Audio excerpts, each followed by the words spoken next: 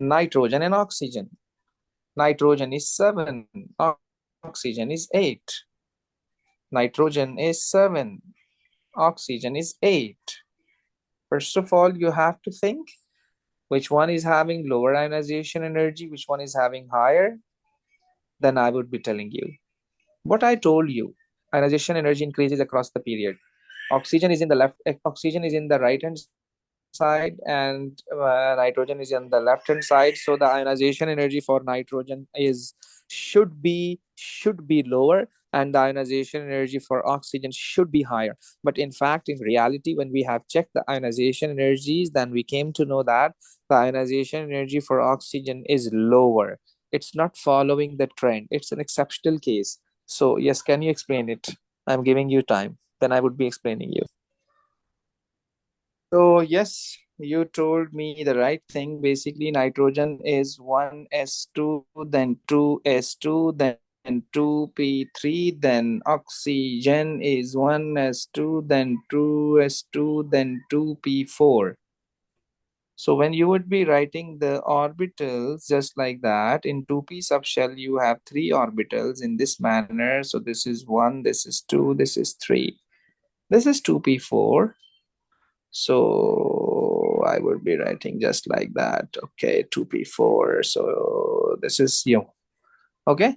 So when as you can see that this is half filled, this is half filled. It's more stable. Okay, it's more stable. There is no spin pair repulsion. There is no spin pair repulsion. But if you can see this is partially filled. This is partially filled. Okay, this is less stable. There is spin pair repulsion. There is a spin pair repulsion between electrons, which makes it unstable. So this is the reason the less energy would be needed to remove electron from the outer shell of oxygen. Okay, so as you can see, okay, these are single electrons, which has no any repulsive effect. But on the other hand, if you can see this is 2p4. Interestingly, the total number of orbitals are same.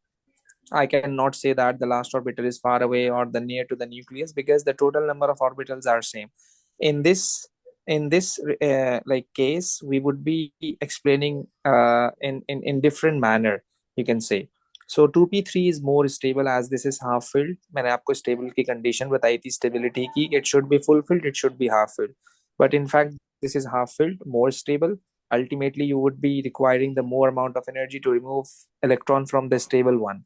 Since oxygen is less stable as this is having 2p4, in 2p4 you have two electrons that are in the same orbital, which are having spin pair repulsion, and which is making this element unstable. So this is the reason it's easier to remove electron from the unstable one. Are you So, getting my sir, point? because of the spin pair repulsion, will it lose one of its electrons?